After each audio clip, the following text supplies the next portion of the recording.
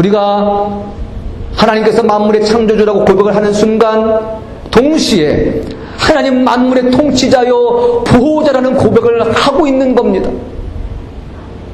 반대로 하나님이 만물의 창조주라는 사실을 믿지 못하면 하나님께서 삶을 돌보신다는 사실을 또한 믿지 못하는 겁니다.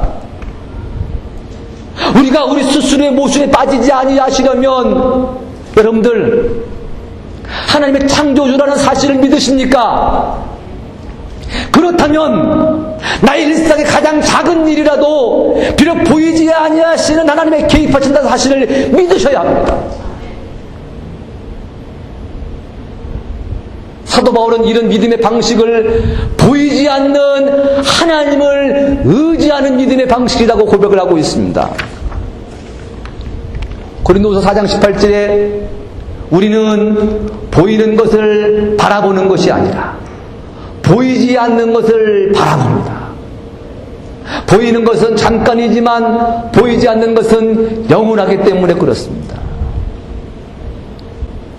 우리가 입술로 창조주 하나님 혹은 하나님 아버지 고백을 합니다. 창세기에 있는 내용을 믿음이 있어서 고백을 해서 창세기에 있는 나와 있는 정말 의심 없이 받아들입니다. 모든 것이 하나님께로부터 왔다고 고백을 합니다. 물질도 하나님의 것이요 우리의 목숨도 하나님의 것이요 내가 쓰고 있는 이 시간도 하나님의 것이요 고백을 합니다.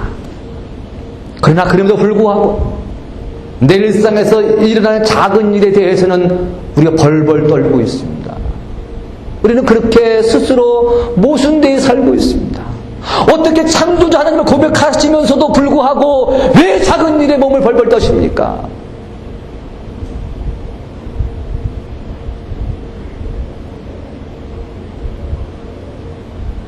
그러므로 우리는 우리 입술로 분명히 하나님은 창조주이십니다. 모든 만물을 지으셨습니다. 말씀 한마디로 없던 것을 있게 하셨습니다라고 고백한다면 내 삶에 일어난 작은 부분에 일상의 모든 부분에 대해서까지도 하나님 깊숙이 개입하시며 그것들을 하나님께서 우리를 위해서 사용하신다는 사실을 또한 강력히 여러분들이 믿으셔야 합니다.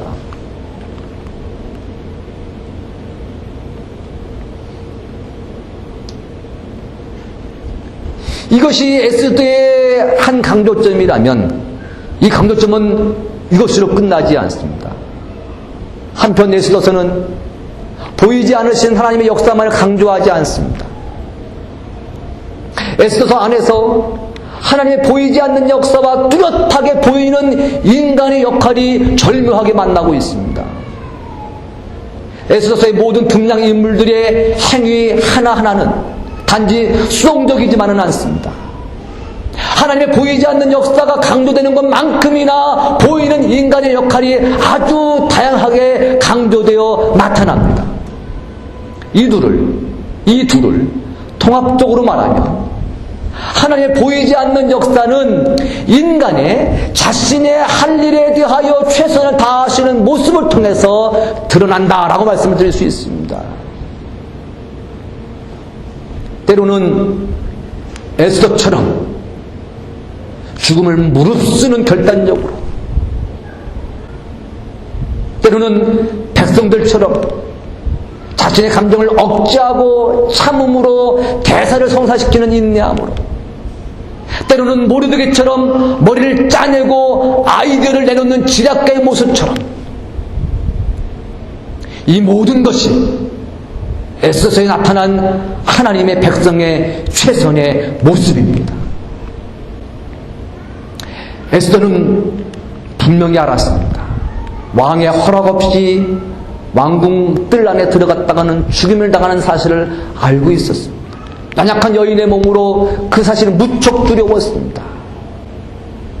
그는 이제 죽겠구나 하는 마음으로 나갔을 뿐이지 나에게 그물을 내밀어 주셨다는 생각은 전혀 하지 못했습니다.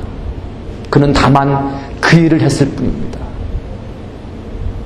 그러나 그 일을 통하여서 하나님께서 에스더로 하여금 왕에게 자기 민족을 구원해달라고 말할 수 있는 기회를 얻게 하셨습니다.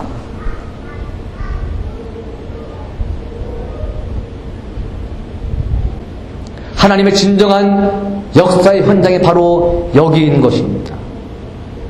한 개인이 팔방미인처럼 모든 일에 동시다발적으로 최선을 다하기는 불가능합니다. 우리 예수님도 한 장소에 한 번 계셨을 뿐이지 동시에 여러 장소에 계실 수 없으셨습니다. 우리 주님도 자신의 피를 이기지 못하여서 털썩 자리에 주저앉고 마셨습니다. 우리 주님도 엄습해오는 피곤함을 이기지 못하고 백고물을 베개 삼아 콜콜 주무시기도 하셨습니다. 우리 주님도 못하시는 일을 우리가 다 할 수 있지 않습니다. 나의 인생 전체를 두고 보자면 나에게 주어진 역할 가운데 내가 전심으로 그 집중적으로 쏟아부을 최선이 있습니다. 여러분들은 그것이 무엇입니까?